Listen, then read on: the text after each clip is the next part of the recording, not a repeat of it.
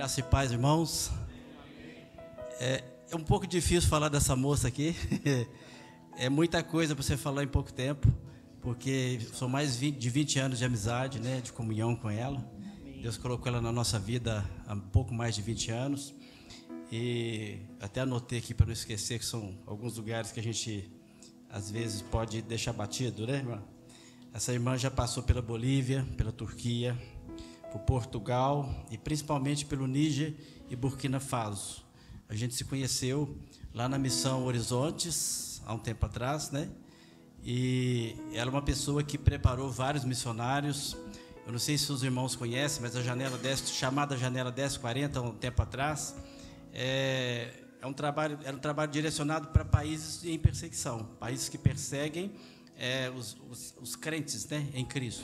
Não se pode pregar Jesus Cristo, não importa se é evangélico, se é católico, não pode falar de Jesus, né? E essa irmã, né, Deus a chamou para esse trabalho nessa área difícil, e ela preparava missionários, dava aula lá na base missionária de Missão Horizontes, lá em Monte Verde, e é uma pessoa que se dedicou a vida inteira, né, para missões, e não se casou, né? Casou com a obra, se dedicou inteiramente à obra de Deus até os dias de hoje, e ainda fica dando uns voos aí para Manaus, Espírito Santo, né?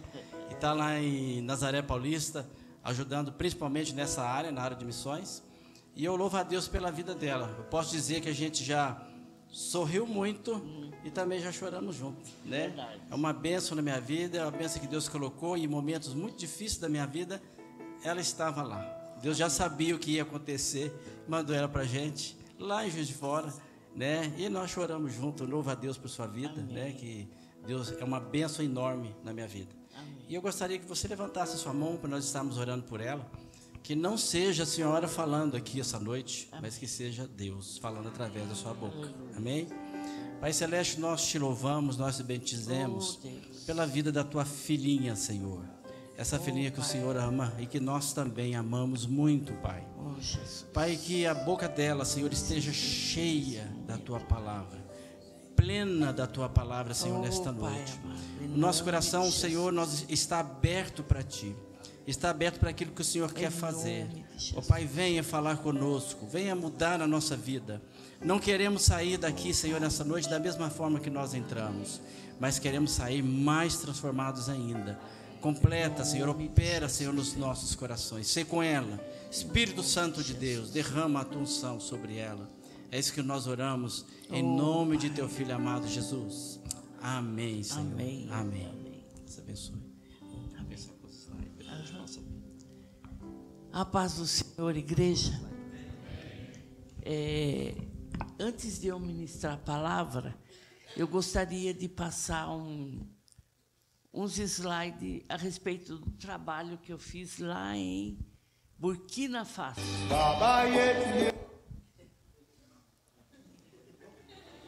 Pode? Amém.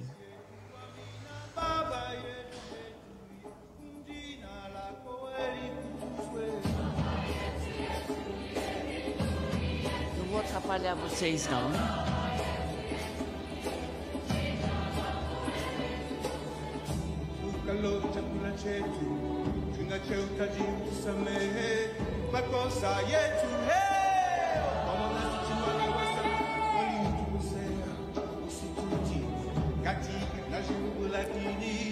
O louvor é assim lá.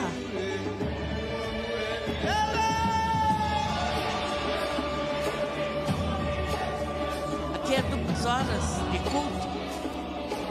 Lá é 3 horas de celebração e 2 horas de mensagem.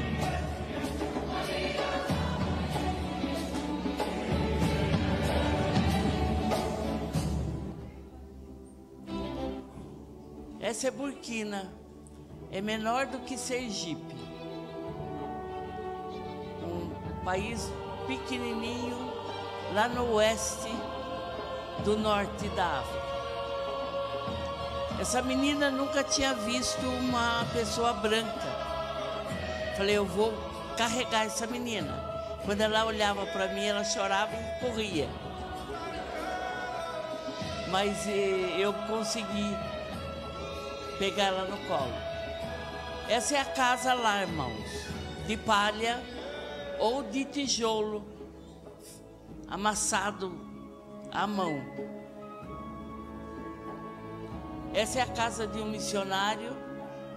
Ele foi para dentro da aldeia para aprender o dialeto do povo fulani.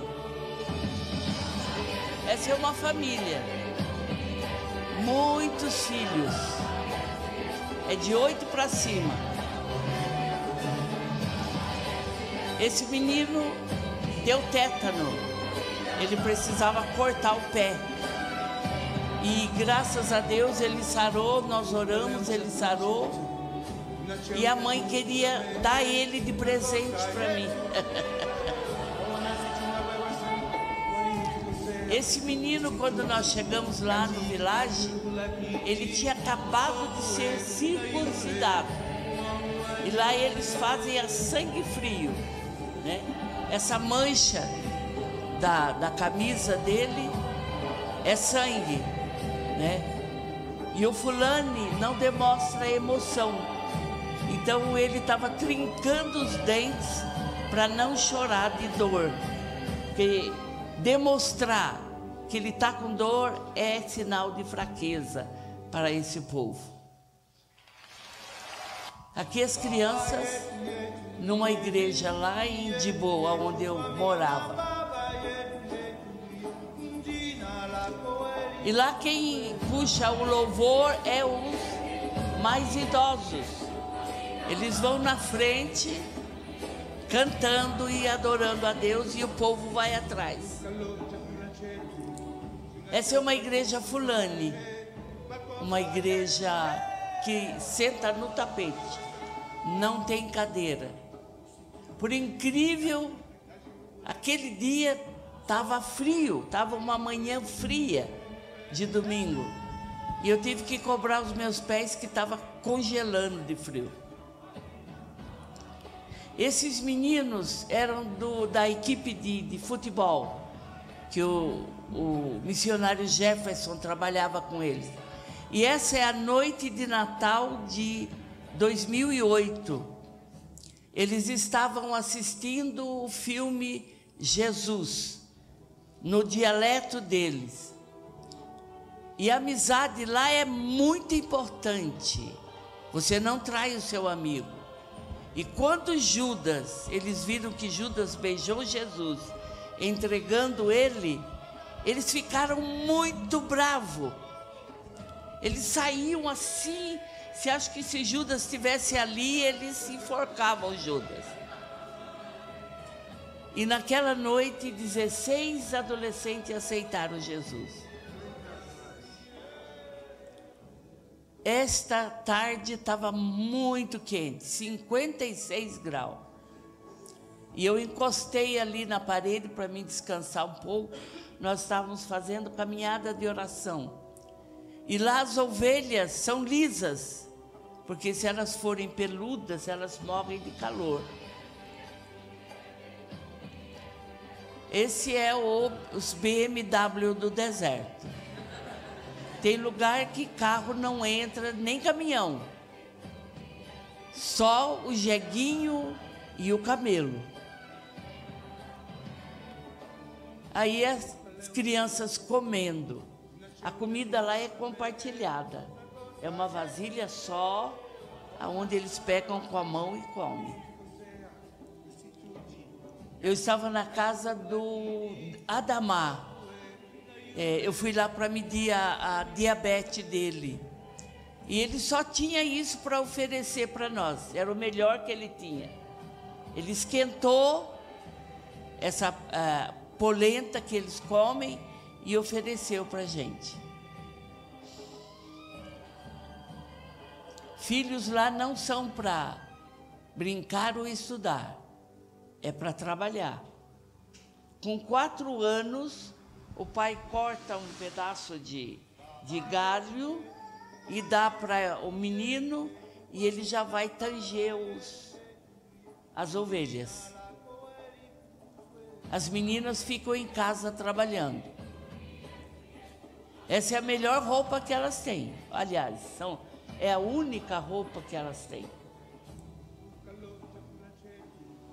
E às vezes nós abrimos o guarda-roupa cheio de roupa e a gente fala, puxa vida, não tem roupa para ir na igreja hoje. As crianças na estrada, eles oferecem amendoim e outros grãos que eles torram lá e comem. E não pode chegar em casa com nada, tem que chegar com a bandeja vazia. Aí eles foram buscar esterco para fazer fogo. Essa senhora estava esperando o bebê, mas quando chegou a época dela ter a criança, aquela mão de pilão pesa 7 quilos, irmão. E ela tem que pilar todo dia para fazer a comida. Então ela perdeu o bebê. Esses são os ônibus, os metrôs, os trens de lá. Aqui nós estávamos missionários, estávamos na minha casa e estudando francês, que a língua oficial lá é o francês. Esse é o deserto. Essa é a maior árvore que tem lá. Essa precisa 12 pessoas para circundá-la, né? O baobá. Esse é o meu filho que eu adotei lá. Hoje ele está com quase 30 anos. Eu dei o estudo, universidade, e ele é formado em jornalismo lá. O Aziz. Essa é as lojas lá. As roupas ficam durinhas assim de poeira.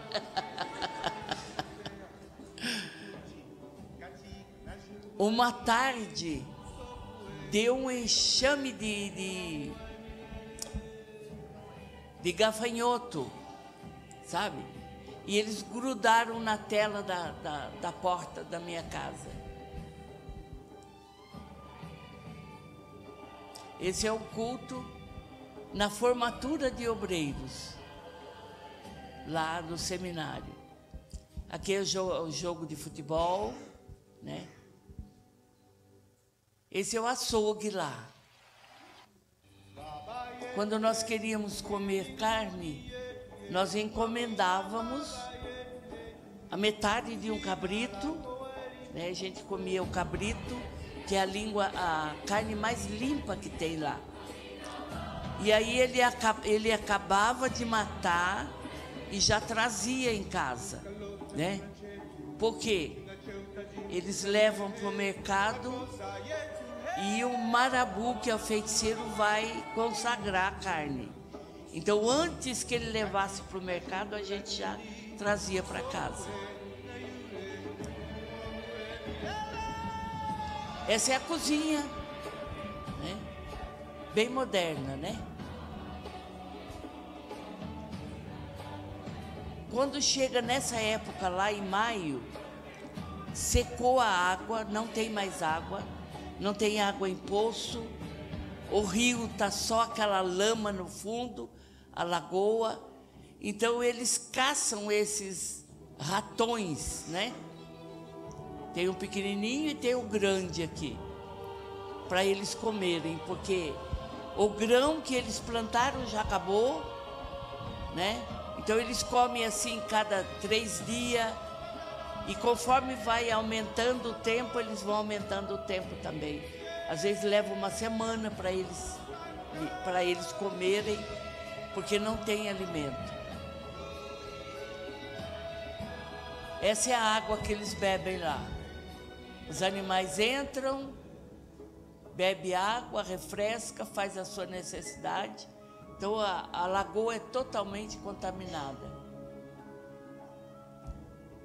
Esse é o primeiro obreiro nacional lá de Burkina, o Ramã, a sua esposa Fatimatá e o Samuel. Nós compramos a moto, porque ele andava a pé. 20 quilômetros para ir, 20 quilômetros para voltar, da aldeia onde ele estava. Esse foi o primeiro poço que nós furamos lá. 120 metros para achar água. Primeiro batismo. Um culto. Domingo de manhã. O Ramã, ele teve uma ideia, o sonho dele. Chegar numa aldeia, passar o filme Jesus e pregar o Evangelho. Mas ele não tinha como comprar a televisão, nem a placa solar e nem a bateria. Então eu mobilizei para ele aqui no Brasil e nós fomos comprar a placa solar, a bateria e a televisão. Essa é uma jovem que eu encontrei na estrada. Nós estávamos voltando da capital, o Agadugu, e o ônibus quebrou. Aqui eles mandam rapidamente um outro ônibus, né? Para pegar a gente. Lá não, lá você vai ter que esperar o outro dia, porque é um ônibus por dia só, para te levar. Então nós dormimos na estrada, né? E eu conheci a Fatimatá e comecei a falar de Jesus. Ela começou a ir em casa para eu discipulá-la. Esse é um ex-bruxo, o Adamar. Talvez amanhã eu conte a história dele. E essa é uma famosa chaleira. Lá todo mundo leva as suas chaleiras com água, aonde for. Aonde eles forem, você vai ver alguém com uma chaleirinha de plástico na mão, igual essa, às vezes amarela, azul, porque lá não tem papel higiênico. Eles não usam papel higiênico. Então eles usam a chaleira para se limpar com água. Essa é Burkina Faso. Esse país que Deus colocou no meu coração. Quando eu fui para a África, para mim, pode acender a luz, irmão. Quando eu fui para a África, eu passei pelo Níger. Mas quando eu cheguei lá, meu coração não ficou lá.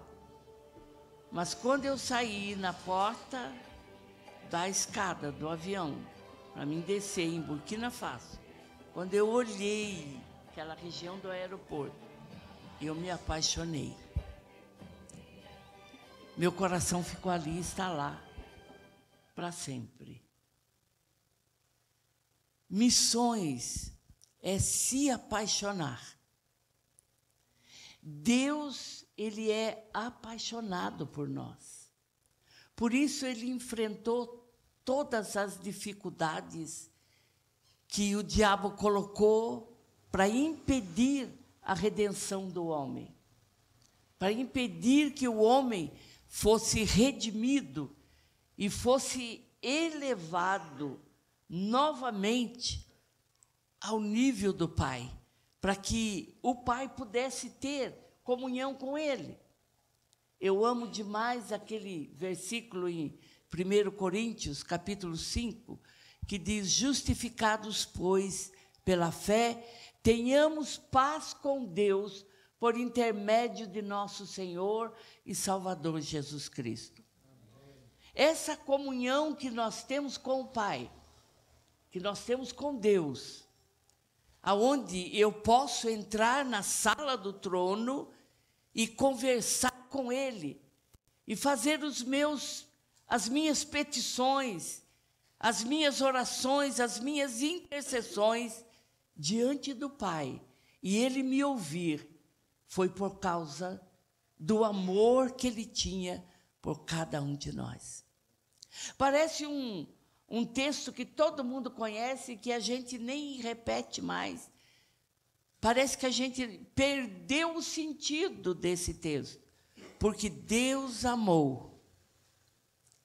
Ele amou primeiro. Ele disse, não foste vós que me escolheste, fui eu que escolhi você. Nós não poderíamos escolhê-lo, porque estávamos mortos em nossos delitos e pecados. Mas, pelo seu grande amor com que nos amou, nós estamos aqui hoje. Aleluia! Nós estamos aqui hoje, salvos, remidos pelo sangue de Cristo, purificados, santificados pelo Espírito Santo e tendo comunhão um com o outro, porque Ele nos amou. Não tem explicação. Esse amor que Deus levou às últimas consequências. Amém? Antes de eu ministrar a palavra, eu gostaria de cantar com o conjunto um hino. Eu amo demais a letra desse hino. Se você sabe decor, cante com os olhos fechados e medite na letra do hino. O que é que o autor queria dizer ou quer dizer com a letra desse hino. Amém?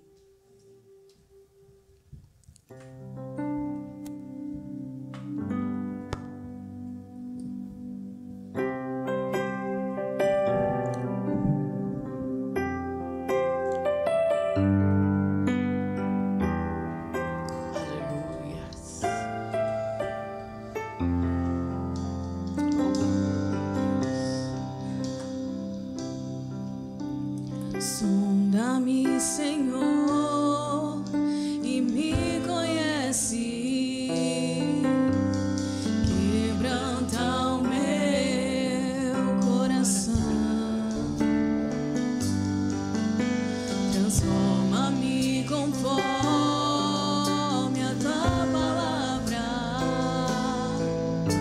e enche-me até que em mim se ache só a ti.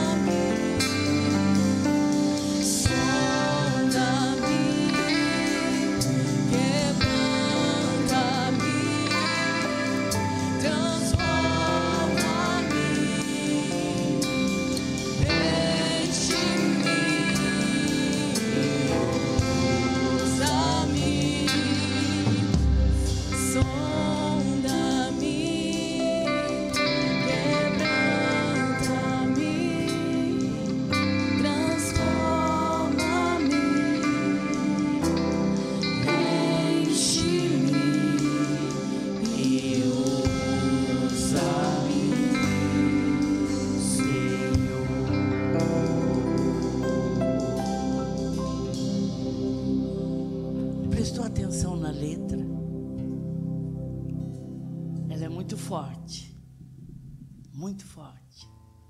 É um convite para haver uma transformação. E eu quero compartilhar com vocês uma palavra que está lá em 1 Reis, 2 Reis.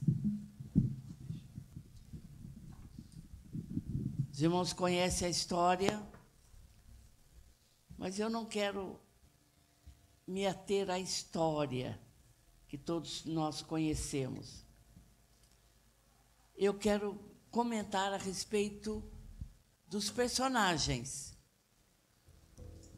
as escolhas e as atitudes dos personagens desse texto. 2 Reis, capítulo 2.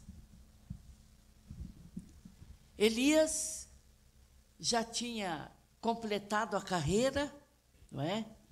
E guardou a fé. O seu tempo tinha chegado. O trabalho que Deus colocou na mão dele foi feito, foi realizado. E agora chegou o tempo do servo do Senhor descansar. Ele vai voltar para terminar uma tarefinha no final dos tempos, né? E está próximo disso acontecer. Aleluia. Mas eu quero falar sobre Eliseu e sobre os discípulos dos profetas. Amém? Eu quero ler só o primeiro versículo, que diz assim: quando estava o Senhor para tomar Elias ao céu, por um redemoinho, Elias partiu de Gilgal em companhia de Eliseu. Eliseu entendeu o seu chamado, quando certa vez, alguns anos atrás, na sua vida, Elias passou por onde ele estava, arando as terras do seu pai, com a junta de boi do seu pai, com o arado do seu pai, e jogou a capa sobre ele. Ele entendeu que ele estava sendo chamado para uma tarefa muito especial. Eu acredito que o Senhor já jogou a capa sobre muitos aqui na igreja. Talvez você tenha pensado assim: nossa, mas eu não vou fazer o que Elias fez. Não vai mesmo. O que Elias fez era para ele fazer. E o que é para Nilce fazer, é para Nilce fazer. A tarefa que Deus vai entregar ou já entregou na sua mão é para você fazer, não outra pessoa.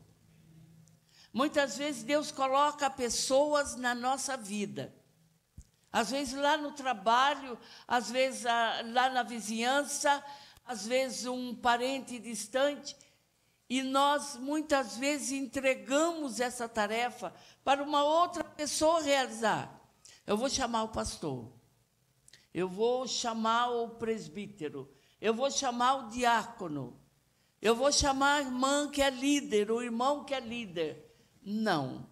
Se ele quisesse, se Deus quisesse que esses irmãos fizessem esse trabalho na vida desta pessoa, ele não entregaria para você, entregaria para qualquer uma dessas pessoas. Entende, irmãos? Às vezes Deus traz. Algumas vezes eu estou na rodoviária, ou eu estou no aeroporto, esperando, senta alguém do meu lado. E sem motivo nenhum, aquela pessoa começa a contar a vida dela para mim. Nossa, a coisa está difícil, porque está assim, meu marido está assim, meus filhos estão assim, minha mãe está assim, minha irmã. E eu só fico vendo e ouvindo. Aí eu falei: olha, eu não posso fazer nada por você. Eu não tenho poder de fazer nada na sua vida. Mas eu conheço alguém que tem esse poder e que pode fazê-lo. E aquela pessoa pergunta, quem é? Falo, é Jesus. Falo, não estou oferecendo para você uma religião. Eu estou oferecendo Jesus para você. Aí você decide, se você quer ir para uma igreja, você escolhe. Porque você precisa estar em comunhão. E a gente passa, às vezes, 1 hora, 2 horas, até abrir a porta lá para nós entrarmos no avião. Deus traz as pessoas se você pedir.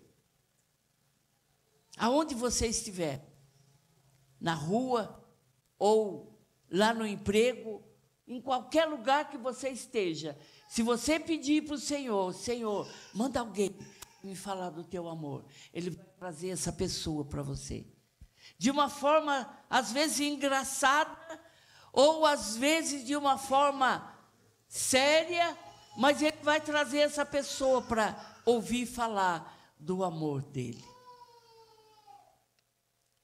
Gilgal, quando o povo de Israel entrou em Canaã, era a região onde eles montaram acampamento para ir conquistando as terras de Canaã. Era um lugar de preparação para a guerra. Era um lugar de descanso. Era um lugar onde eles se abasteciam para eles voltar para a linha de frente. Mas, na época do profeta Elias, Gilgal deixou de ser este lugar e passou a ser um lugar de idolatria, passou a ser um lugar de carnalidade, passou a ser um lugar de feitiçaria, onde as pessoas se encontravam para fazer não aquilo que era a vontade de Deus, mas a sua própria vontade. Gilgal é um tipo de carne. Irmãos, a carne não gosta de estar aqui. A carne, o nosso corpo, gostaria agora. Eu gostaria, sabe, de estar aonde a minha carne está pedindo? De estar em casa, com um cobertor, cobrindo os pés. Entende? Talvez comendo uma pipoca e assistindo um filme quentinho, tranquila. Essa é a minha carne. Talvez você esteja pensando aí o que a sua carne, aonde a sua carne gostaria de estar. Carne não gosta de igreja, carne não gosta de satisfazer a vontade de Deus. Carne não sente a presença de Deus. E Gilgal é um tipo de carne. Ontem o pastor Samuel, ele ministrou a respeito de nós termos consciência missionária. Quando nós nos conscientizamos para que nós fomos salvos. O apóstolo Paulo, lá em Efésios capítulo 1, versículo 15, ele disse, eu oro para que Deus abra os olhos do vosso coração e do vosso entendimento, para que você entenda o tamanho da vossa salvação, para que você compreenda que não é 4x4, 2x2, não é uma coisa pequena e insignificante na nossa vida, mas a salvação, ele é o primeiro passo que nós damos por uma longa caminhada com o Senhor. E o que Deus tem escrito a nosso respeito, a história que Ele escreveu para Nilce, não é uma história medíocre, não é uma história pequena, não é uma história sem emoção, não é uma história que não vale nada, mas a história que Deus escreveu para Nilce e escreveu para cada um de vocês é uma aventura com Deus. é uma caminhada com Deus, aonde nós vamos aprender e nós vamos gozar da sua presença em qualquer circunstância e em qualquer situação da nossa vida. Jesus disse, nos últimos momentos que ele esteve com os seus discípulos, ele disse: eu venci o mundo. No mundo tereis aflições. No mundo tereis afligidos, porque fizeram isso comigo. E vocês são meus seguidores e farão isso, a mesma coisa com vocês. Mas, irmãos, quando eu estou numa luta, numa dificuldade, num problema, às vezes vem o desespero, a angústia, que não deveria vir. Porque ele disse: a minha paz eu vos deixo, e a minha paz eu vos dou. Não vou lá dou como o mundo dá. Será que Elias não passou problema? Será que Elias não teve dificuldade? Será nessa caminhada dele com Deus, será que ele não passou necessidade? Passou, talvez mais do que nós. Mas ele tinha algo lá dentro dele, a convicção, a certeza de que Deus estava com ele. Igreja, Deus está conosco. Aonde nós formos, o que formos fazer, o que o Senhor mandar nós realizarmos, o Senhor estará presente na nossa vida. A Bíblia diz que até na enfermidade Ele afofa a nossa cama. A paz dEle tem que estar dentro de cada um de nós. Apesar de eu ver trevas em volta de mim, por cima, por baixo, atrás, na frente, na esquerda, na direita, mas eu tenho que estar em paz. Eu sou uma tocha viva no meio da escuridão. Não escurece a minha vida. As trevas não podem escurecer a minha vida em qualquer circunstância, em qualquer situação. Porque eu estou em Cristo. Se estiveres em mim e eu estiveres em vós, pedireis o que quiseres e vos será feito. Quando você lê essas palavras, o que acontece dentro de você? Você realmente crê? Acredita que essa palavra é realidade na sua vida? Ou é um texto, é a palavra de Deus, é a verdade, mas eu não creio como realidade na minha vida? Isso acontece com muitos cristãos. Ele não crê. Quando alguém pede oração para mim, eu oro crendo que Deus vai curar. Eu acredito, porque Ele disse: imporão as mãos sobre os enfermos e serão curados. Eu creio na cura, porque o Senhor determinou isso para cada um de nós, como igreja do Senhor Jesus. Mas muitas vezes, a pessoa que está recebendo a oração, eu olho para ela e eu vejo nos olhos dela a descrença. Ela não crê. Eu falo: a irmã crê que pode ser curada? Ela fala: eu creio, mas sem convicção, sem certeza.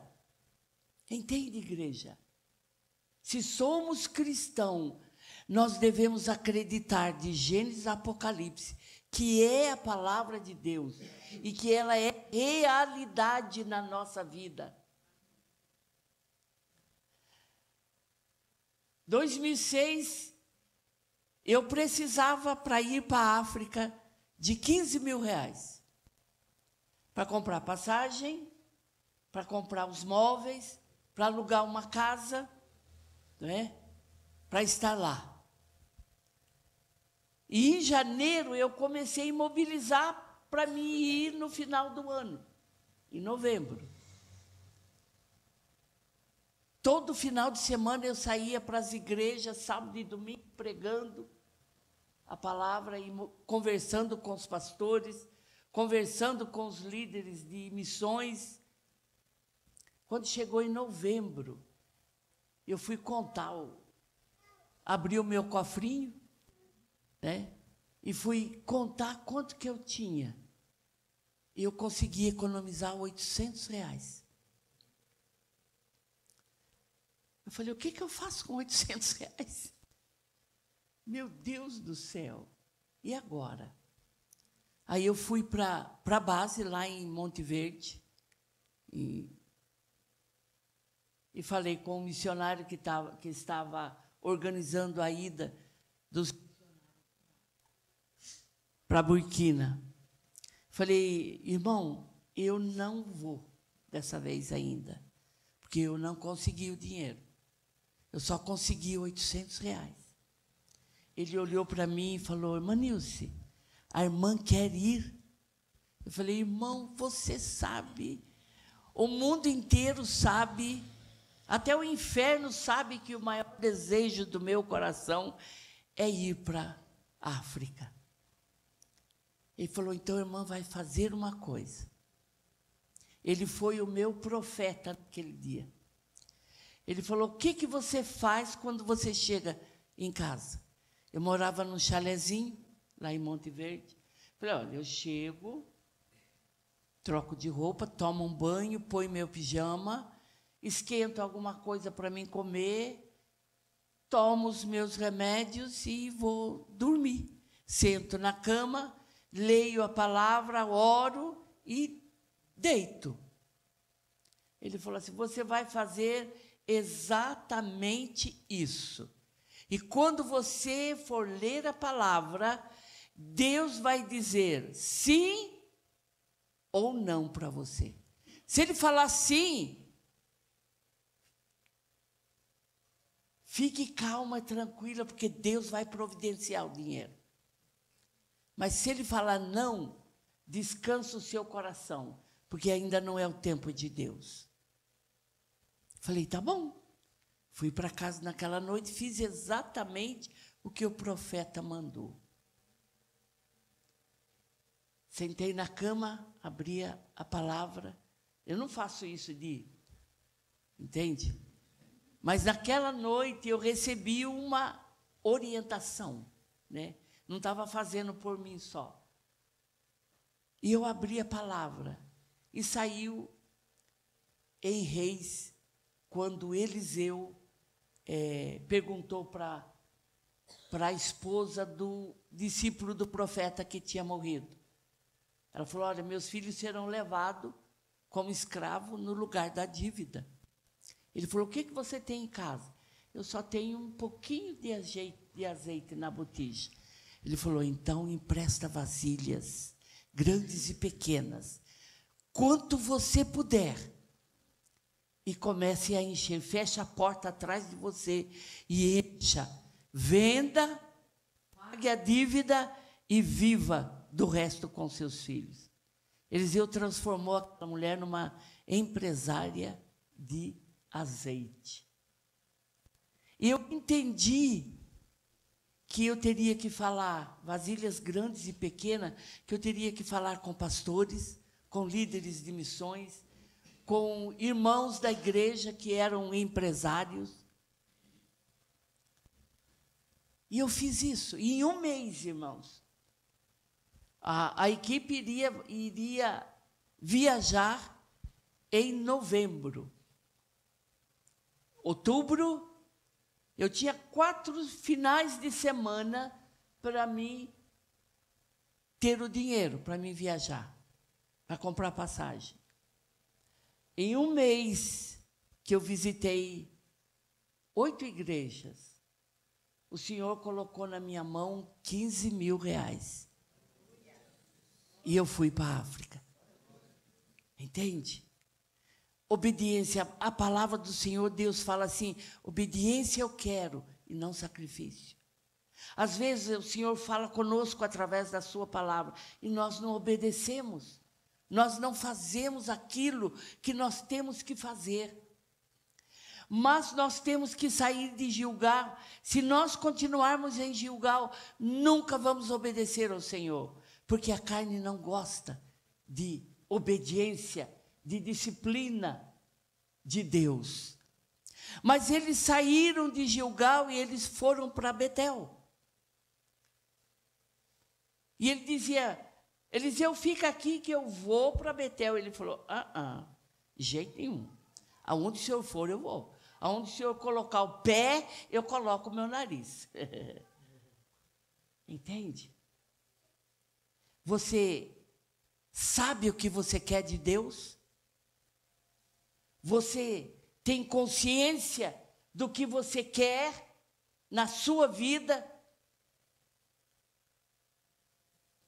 Às vezes nós ficamos na corda bamba sem saber o que nós queremos de Deus.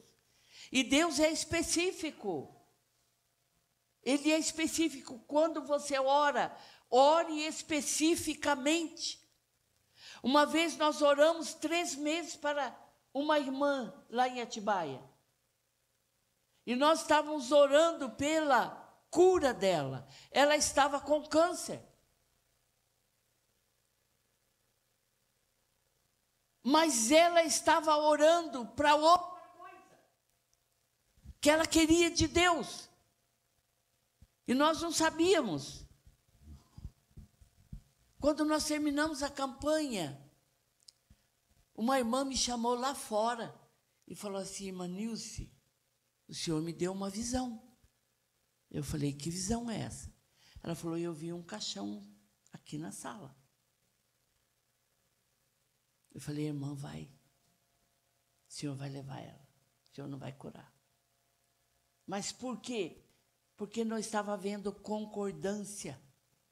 Nós estávamos orando para uma coisa e ela estava orando por outra coisa. Entende, irmãos? O que 2 concordares na terra será concordado no céu. Então, nós temos que ser específicos naquilo que nós queremos. Durante 4 anos no seminário, eu orei. Eu fiz uma oração. Senhor, me revela qual é o meu ministério. Eu não quero sair daqui sem saber qual é o meu lugar no corpo de Cristo e qual é o meu ministério, Senhor. Eu quero saber. Eu quero entender, eu quero estar no meu lugar, eu não quero ocupar o lugar de ninguém. Eu quero que o Senhor me mostre o meu lugar.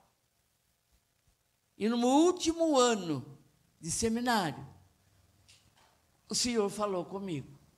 O Senhor mostrou qual era o meu lugar no corpo de Cristo e qual era o meu ministério. E eu estou nele até hoje. Entende?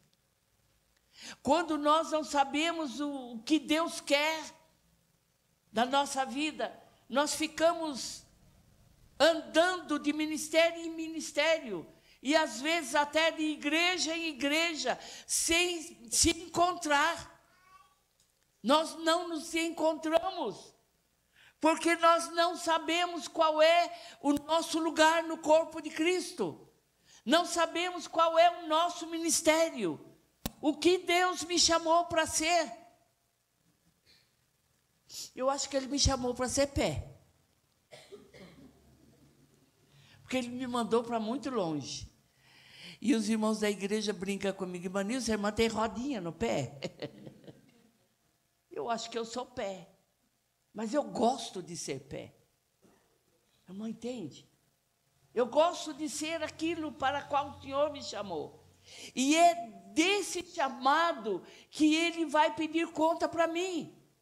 Ele não vai pedir conta de uma outra coisa que eu esteja fazendo que Ele não me chamou para fazer. Timóteo, ele era pastor. Mas o que o apóstolo Paulo falou para ele? faz o trabalho de evangelista também. Mas o lugar dele era pastoral. Deus chamou ele para ser um pastor lá na ilha de Creta. E ele foi pastor até morrer. Mas ele fazia o trabalho de evangelista. Eu faço o trabalho de evangelista quando necessário. Mas Deus não me chamou para ser um evangelista. Entende? O Senhor me chamou para ser outra coisa. E eu estou muito feliz naquilo que Deus me chamou.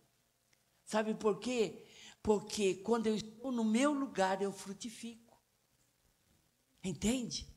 Nós frutificamos quando nós estamos no lugar correto, aonde Deus nos colocou. No ministério que o Senhor nos chamou para ser e para realizar. E quando eu estou em outro lugar, em outro ministério que não é o meu, no lugar do corpo de Cristo que não é o meu, entende? Imagine o pé aqui no lugar da mão. Fica esquisito, não é? Um pé aqui e uma mão lá no lugar do pé. Fica deformado. Não é algo bonito de se ver. E nós não frutificamos. Nós sofremos, fazemos a família sofrer e fazemos a igreja sofrer, porque Deus não me chamou para esse lugar. Entende, igreja? Evangelista, ele não tem paciência.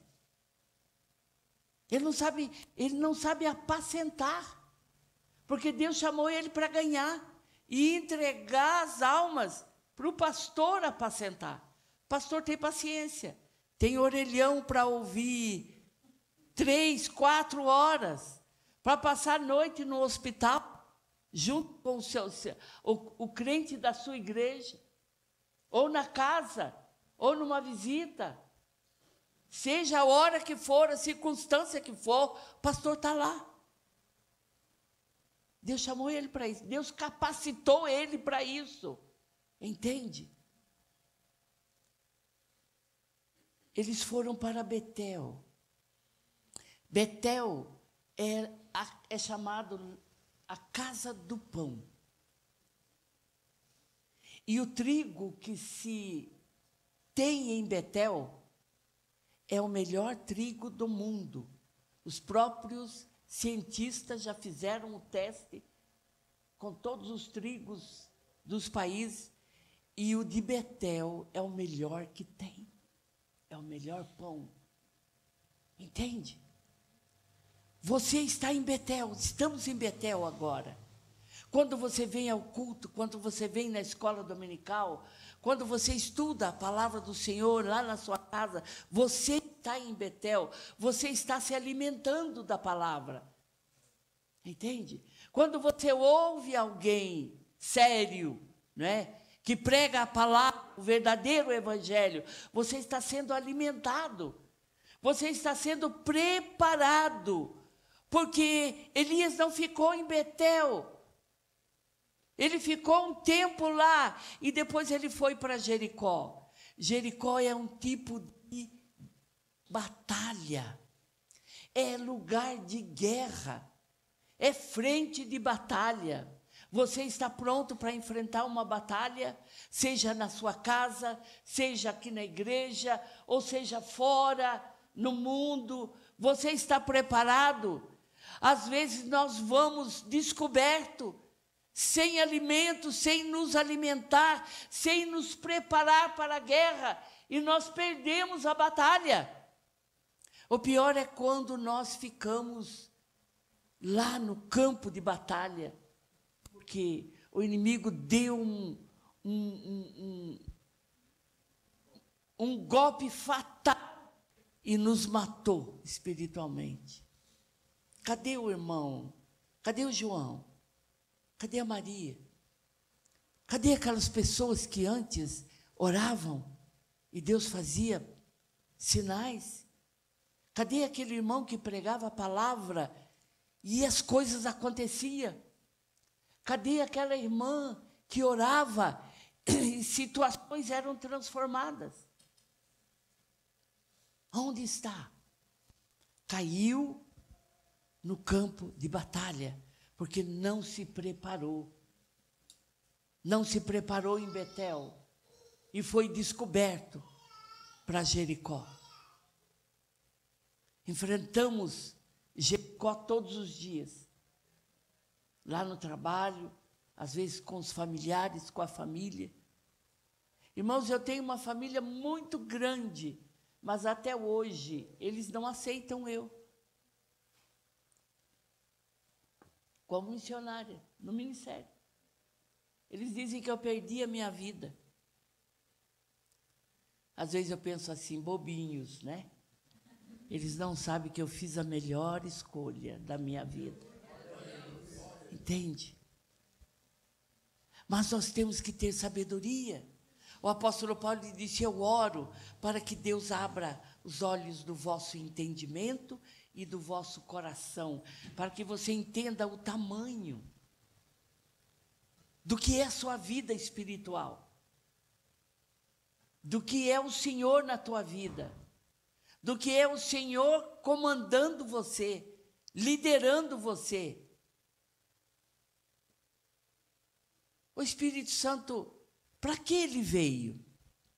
Para que o Espírito Santo está aqui? Você sai de manhã sozinho, às vezes sem a presença do Espírito Santo. Às vezes nós fazemos coisas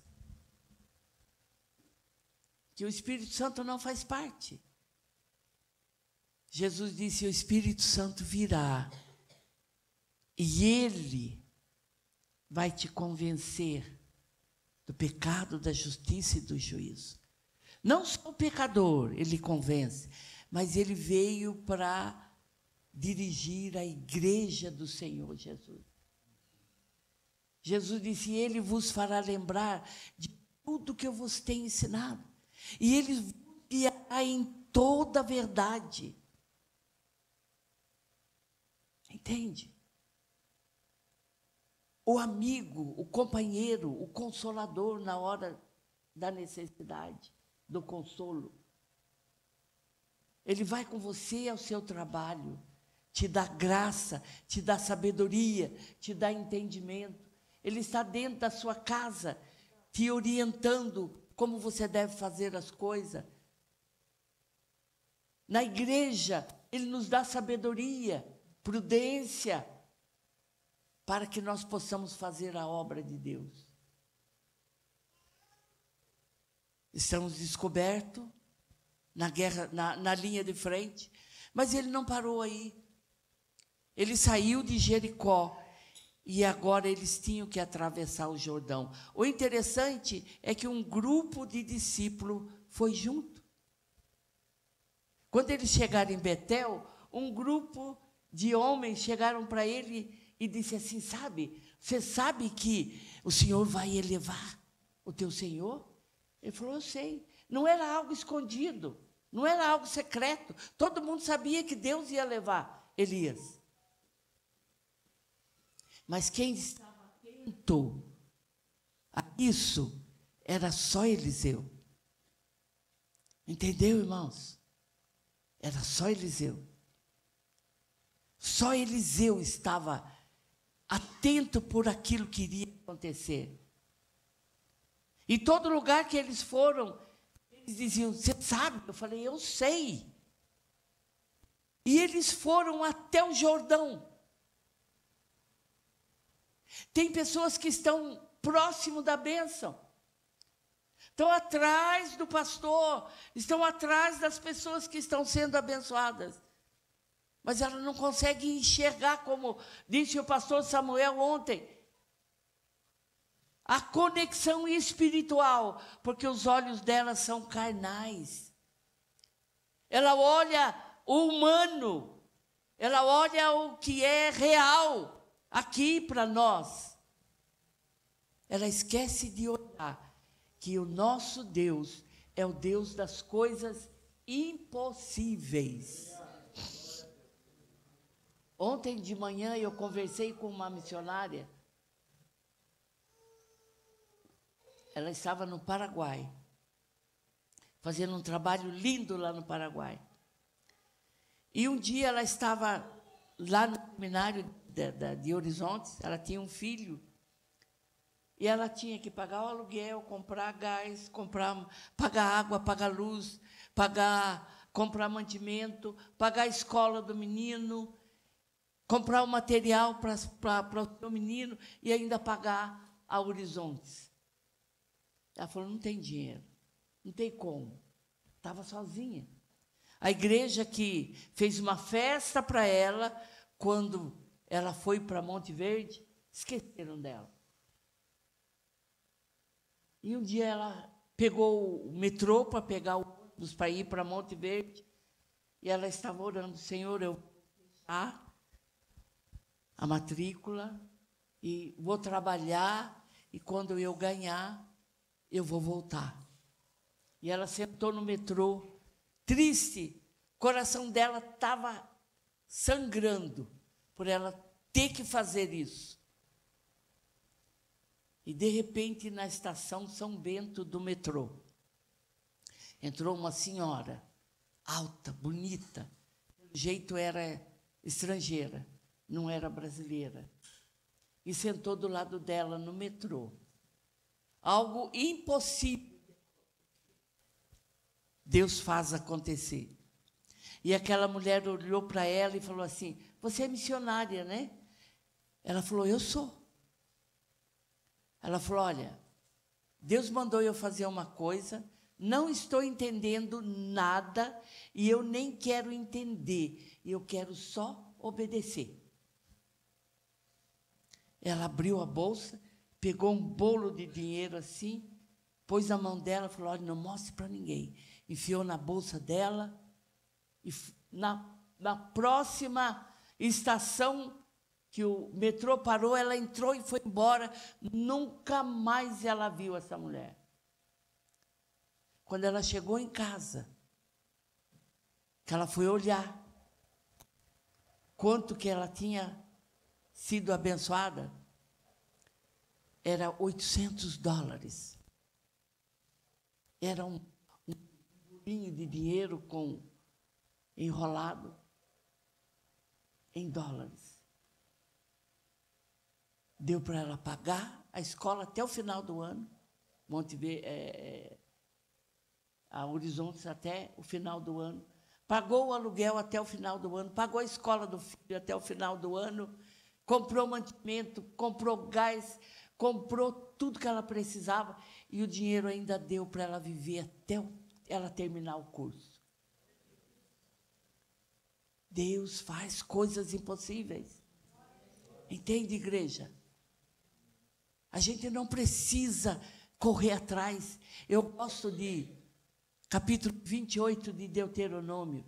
Se obedeceres os meus mandamentos, se andares nos meus preceitos, se me obedeceres, as bênçãos correrão atrás de você. Eu não preciso correr atrás de bênção. Eu não preciso ir de campanha em campanha.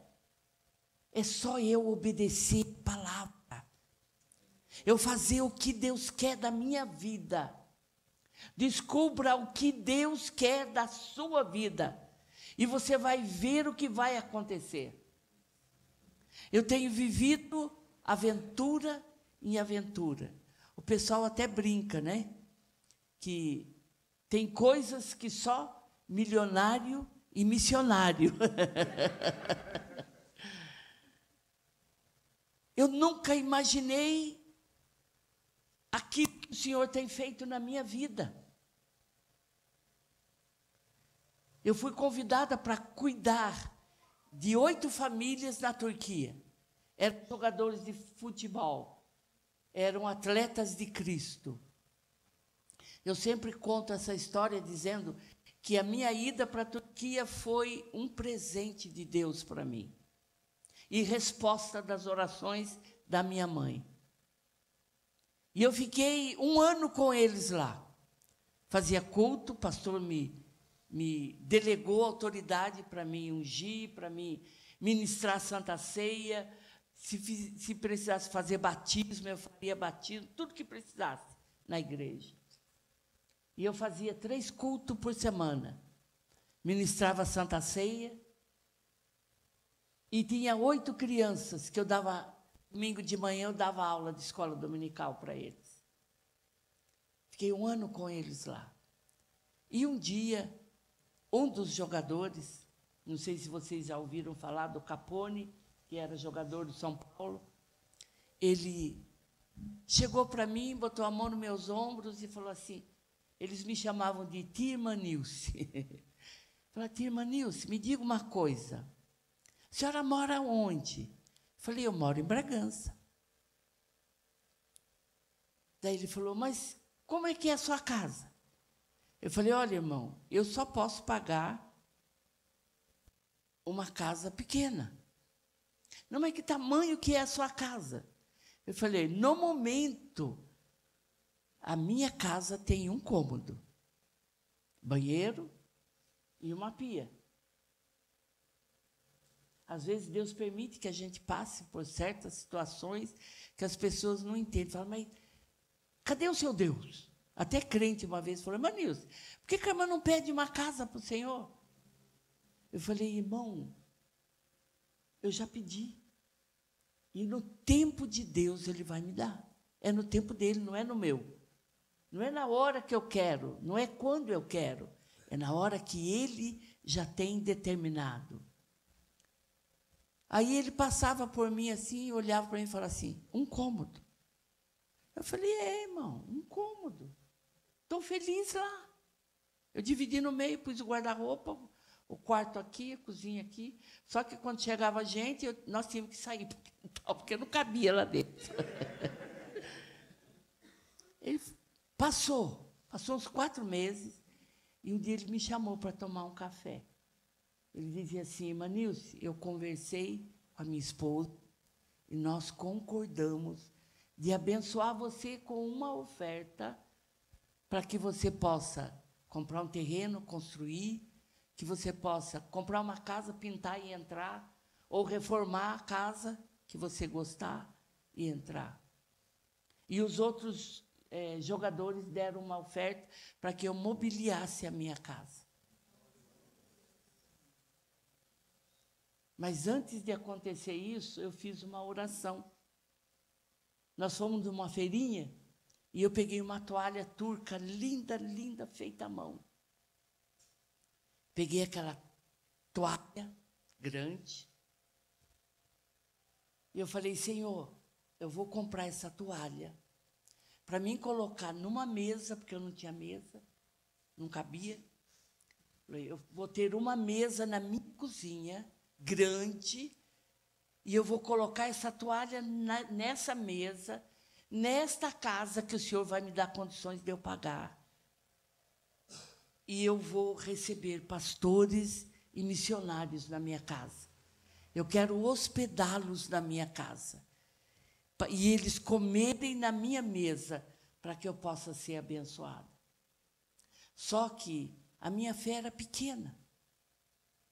E condições de eu alugar uma casa melhor. Deus não queria me alugar uma casa para mim. Ele queria me dar uma casa. E Ele me deu uma casa. Hoje eu tenho uma casa. Eles me abençoaram com $18 mil naquela época, 2002. Era muito dinheiro, quase 50 mil reais, que deu para mim comprar a casa e mobiliar a minha casa. E hoje eu reparto a minha casa com a minha irmã, que ficou viva. Entende, igreja? Deus tem um propósito na sua vida. Vai chegar na sua mão. Você não precisa correr atrás. Deixar de vir à igreja. Deixar de vir a Betel para se alimentar, para enfrentar as lutas diárias em Jericó.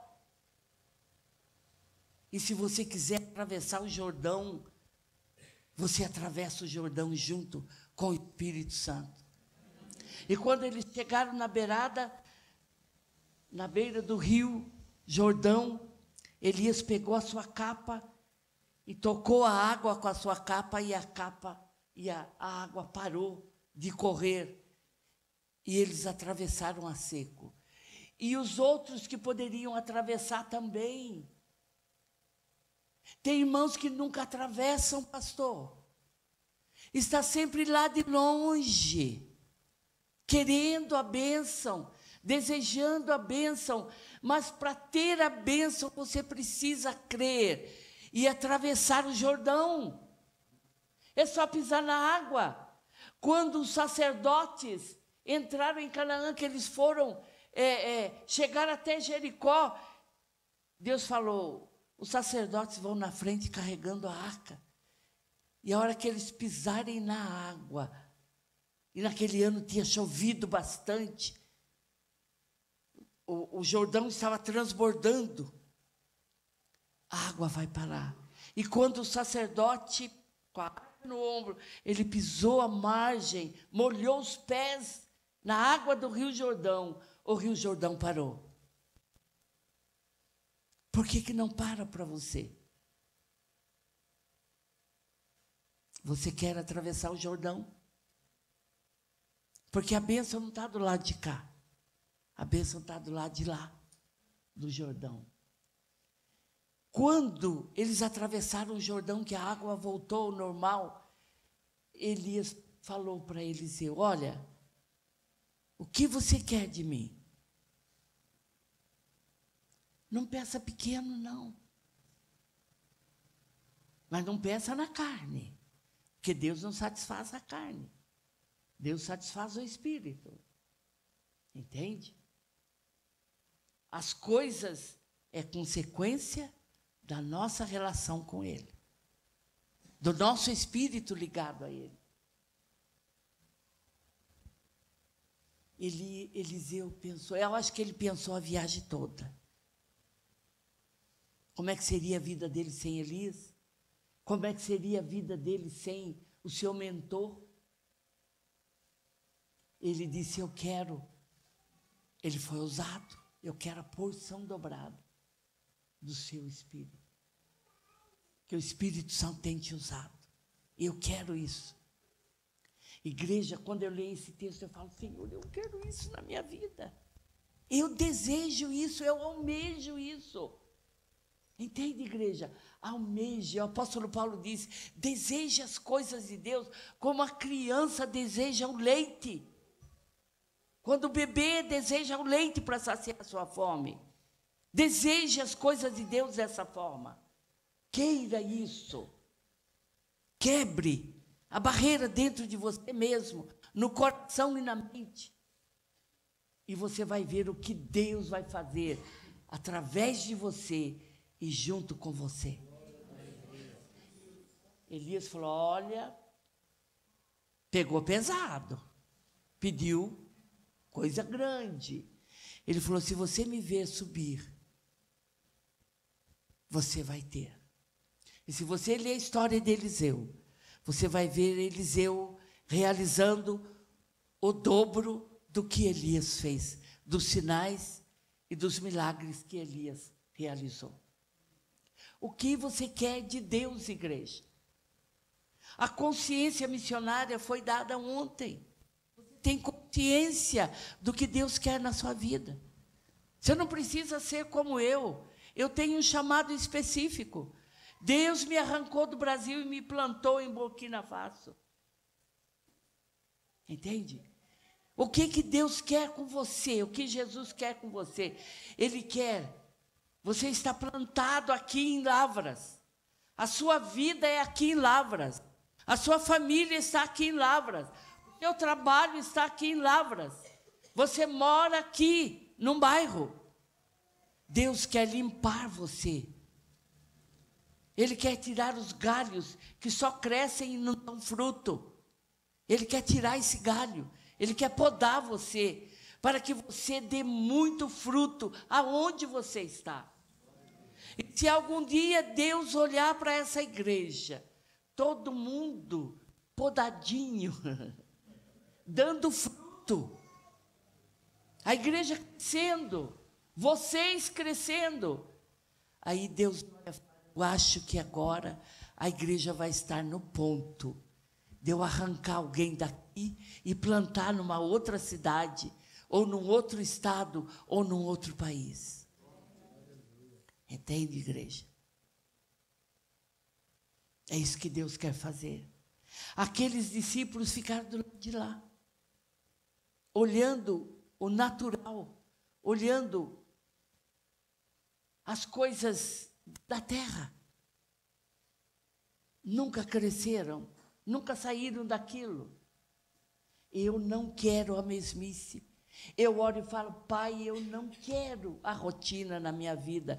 Eu não quero, Senhor, fazer a mesma coisa todos os dias. Não quero isso. Eu quero algo diferente. Eu quero algo especial. Eu quero que o Senhor me prepare para me realizar algo diferente. E quando eu peço, o Senhor fala, você pediu.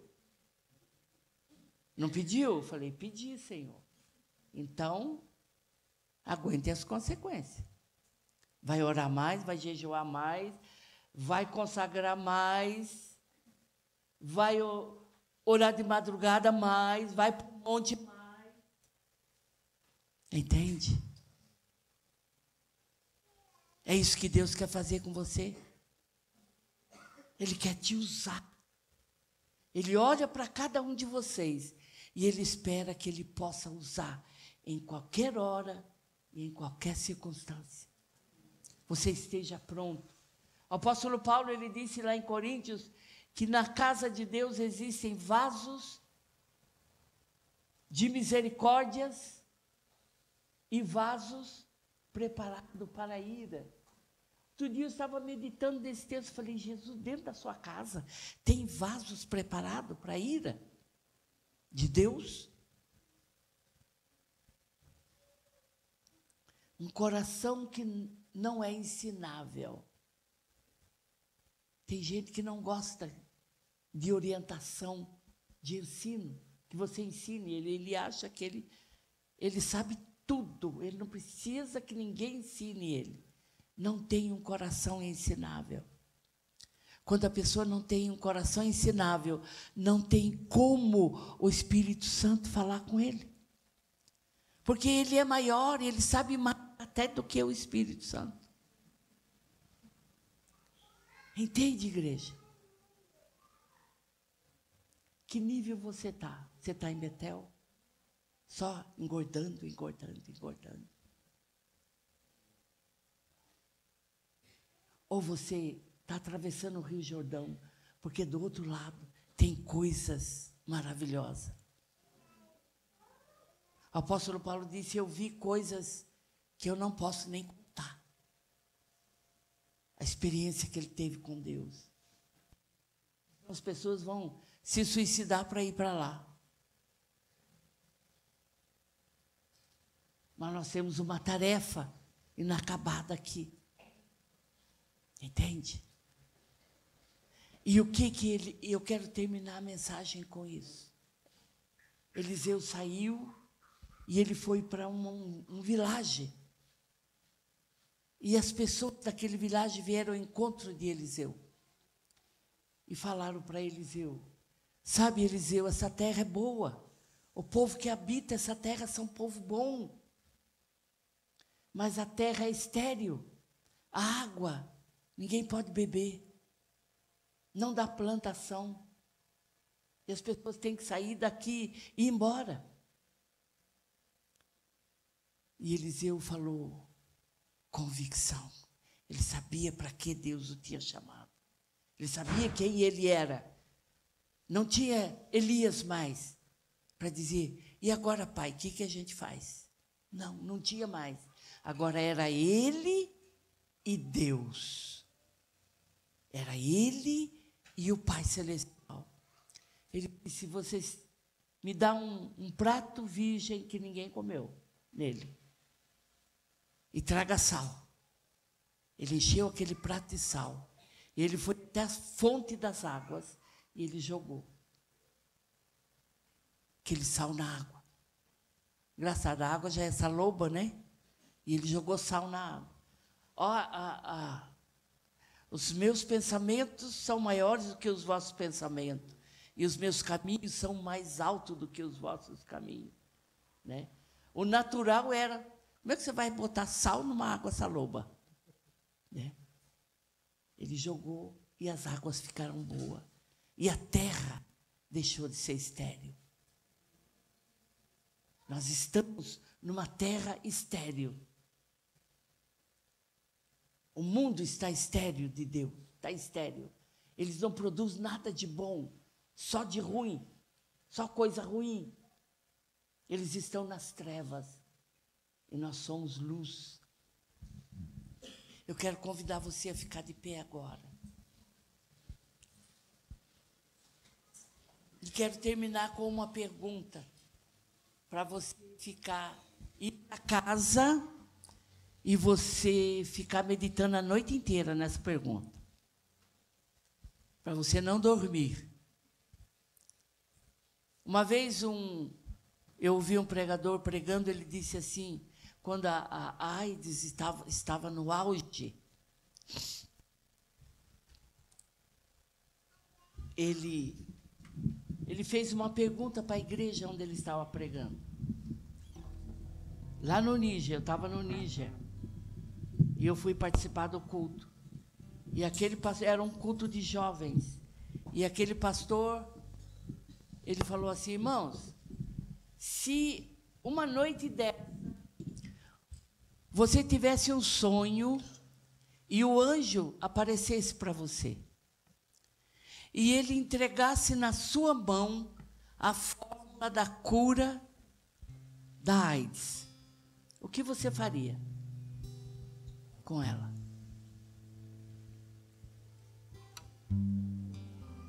O que você faria?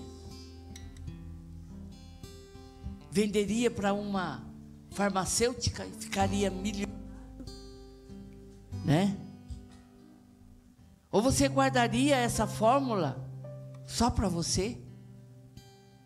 Tem muito crente que ele pegou essa fórmula e ele guardou. Eu tenho a fórmula. O mundo está em trevas. O mundo jaz no maligno. E nós temos a fórmula da salvação. E nós temos o remédio para a cura deles. Lá na África, irmãos, os bruxos têm um poder tão grande.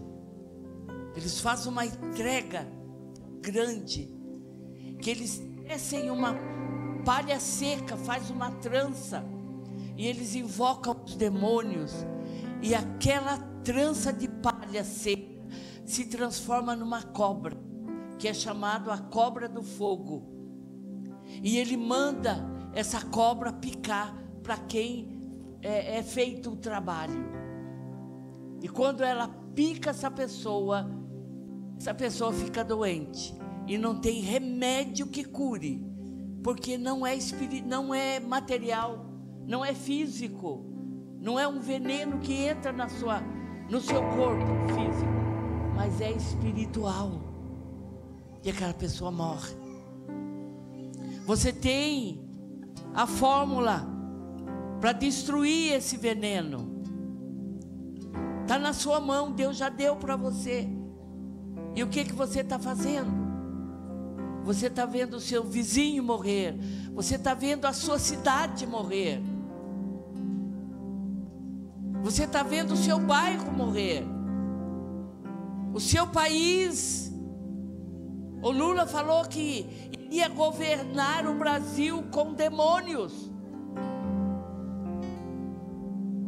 Por isso as mortes, os acidentes, por isso tudo de ruim que tem acontecido no Brasil. Crianças que somem para fazerem sacrifício humano, adolescentes que desaparecem, homens e mulheres que somem, vão no supermercado e não voltam mais, porque foram oferecidos, pegos e oferecidos como sacrifício. E o que a igreja de Lavras está fazendo por Lavras.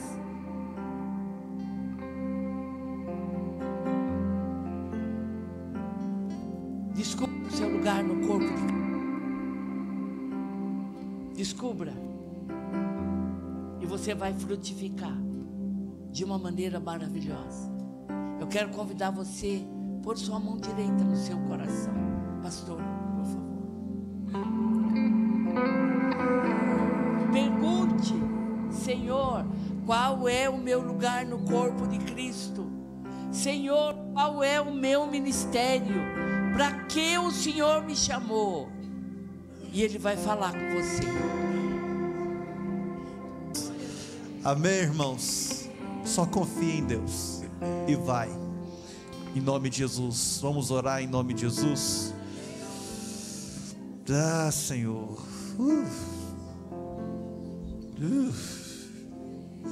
Senhor, meu Deus e meu Pai, muito obrigado por essa noite. Obrigado pela palavra. Obrigado por tudo aquilo que o Senhor ministrou no nosso coração. Que o Senhor derrame a tua glória, graça, amor e favor. Nós queremos ser usados pelo Senhor. Nós queremos ser guiados pelo Teu Espírito. Nós queremos ser enviados pelo Senhor. Pai, eu te peço em nome de Jesus, abençoa a Tua igreja. Abençoa os Teus filhos. Abençoa cada um que está aqui nessa noite. O chamado do Senhor, o poder do Senhor, a glória, a graça do Senhor esteja sobre nós. Queremos dizer sim para o Senhor todos os dias. É o que nós te pedimos em nome de Jesus. E toda a igreja diga amém. Que o Senhor, meu Deus, te abençoe e te guarde. Resplandeça o seu rosto sobre ti e vai adiante de ti. 1000 cairão ao teu lado, 10.000 à tua direita, porém vocês não serão atingidos. Igreja do Senhor, seja abençoada em nome de Jesus. Amém, amém e amém. Vamos dar um aplauso ao Senhor, agradecer o nome desse Deus maravilhoso. O Senhor é bom, amém.